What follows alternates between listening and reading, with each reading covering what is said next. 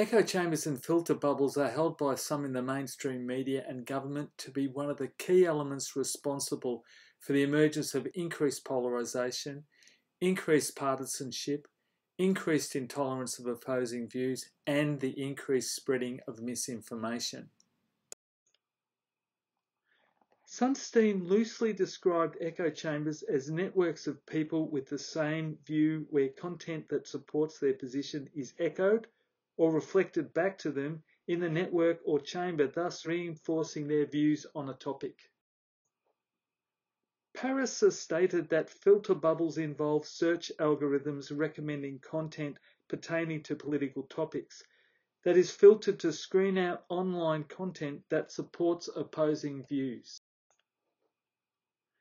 Newdort claimed that echo chambers and social media played a key role in the Brexit decision of 2016, the rise of right-wing extremism in Europe, and the election of Donald Trump in 2016.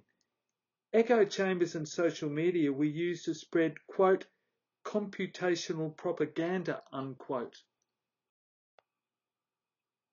The terms echo chambers and filter bubbles, according to Bruns, are not well defined and are often used interchangeably. The debate position is that echo chambers and filter bubbles do not exist on social media platforms. Elements of offline media, such as the Murdoch press, more resemble echo chambers and filter bubbles than online media. Online users are more likely to encounter content that opposes their views. Echo chambers and filter bubbles are dangerous terms that threaten to diminish democracy itself. Echo chambers and filter bubbles are pejorative terms used to demonize and delegitimize alternative views. Echo chambers and filter bubbles are not clearly defined, and their use changes to suit narratives of government and the status quo that marginalise and delegitimise opposition. The use of the term the Canberra bubble is an example of this. The usage of terms such as echo chambers and filter bubbles are a distraction from exploring actual factors behind increasing partisanship and polarisation, such as rising political, social, and economic inequality.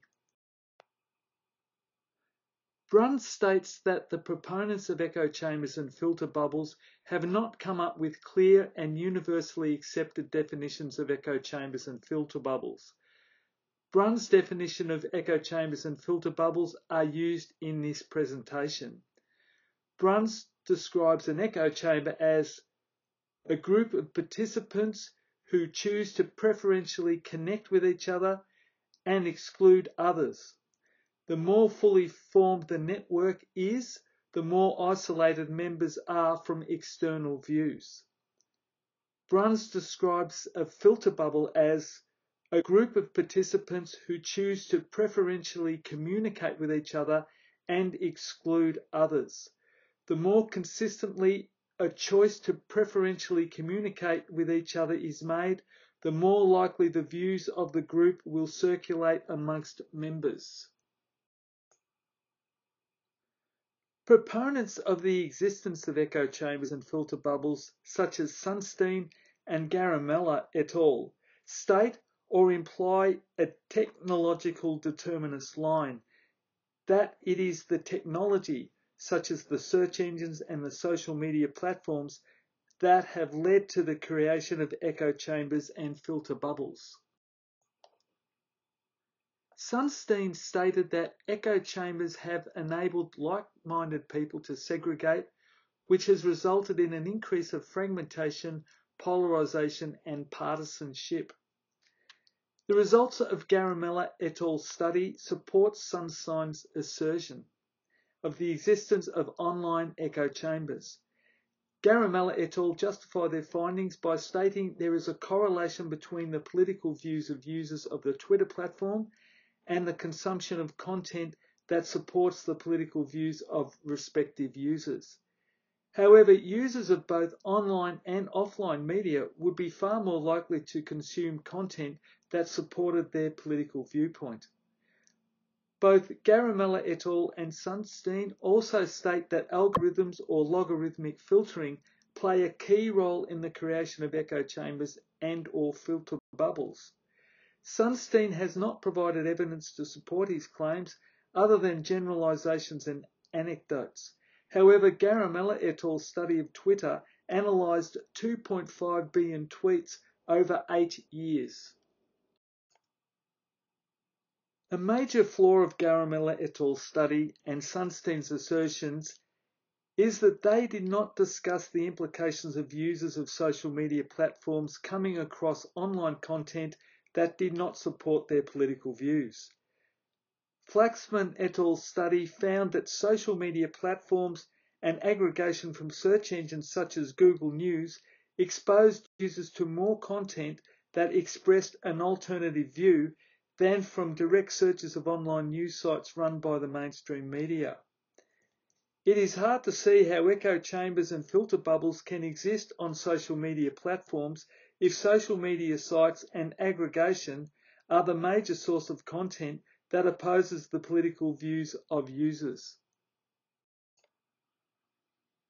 Another flaw of Garamella et al.'s study was their vague and mild definition of an echo chamber, which was that an echo chamber existed if the political leaning of the content that users receive from a network agrees with that of the content that is shared. This definition did not include excluding users who held different political views, which is a key aspect of Brunn's definition of both echo chambers and filter bubbles. Garamella et al.'s study, like many studies that advocate the existence of echo chambers and filter bubbles on social media platforms, only covered one social media platform. This makes generalizing its results to other social media platforms problematic. Brunson, Duggan and Smith have described social media networks as being heterogeneous in nature, which contradicts the notion that exclusive echo chambers and filter bubbles exist on social media platforms. Brunn states that users of social media platforms are members of multiple networks. This increases the probability that users of social media platforms will encounter other users who may have opposing opinions on political issues. Duggan and Smith went further when they stated that it is the norm for friend networks to consist of users with opposing views. Brunson, Duggan and Smith have described social media networks as being heterogeneous in nature, which contradicts the notion that exclusive echo chambers and/or filter bubbles exist on social media platforms. Brunn states that users of social media platforms are members of multiple networks. This increases the probability that users of social media platforms will encounter other users who may have opposing opinions on political issues. Duggan and Smith went further when they stated that it is the norm for friend networks to consist of users with opposing views. Zudovine et al. Stated that there are two types of online personalization of content, which is self-selected personalization and pre-selected personalization. They say that at the worst, if echo chambers and filter bubbles exist, quote, the walls are porous, unquote. Bruns, in his 2017 report to The Conversation, discussed a 2016 study of 3.7 million Twitter users in Australia. This study found that shared interests were central drivers of Twitter connections.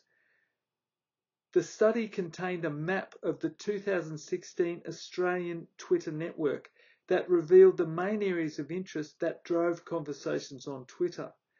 This map portrays the Australian Twitter network as an open and diverse network centred around varying interests rather than containing echo chambers and filter bubbles that disconnected some users from others. The results of studies by Netchustai et al., Flaxman et al., Duggan and Smith, and Dubai and Grant all strongly contradict the idea that echo chambers and filter bubbles exist on social media platforms. Necius et al. Study found that Conservatives and Liberals' recommendation of 5 online articles were almost identical. Flaxman et al. Study of 50,000 United States internet users found that segregation was driven by direct browsing rather than by aggregation by search engines or by social media. Duggan and Smith's study consisted of approximately 4,500 respondents.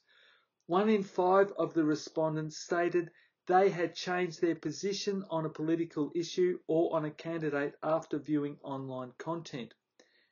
84% of respondents also said they mentioned ideas when discussing politics online that they would not say in person. Dubai and Blank surveyed 2,000 online users. Over half of those surveyed disagreed with content posted by friends. Over half of those surveyed had checked the veracity of at least one online source and had tried to confirm the validity of content seen online by seeking out other sources.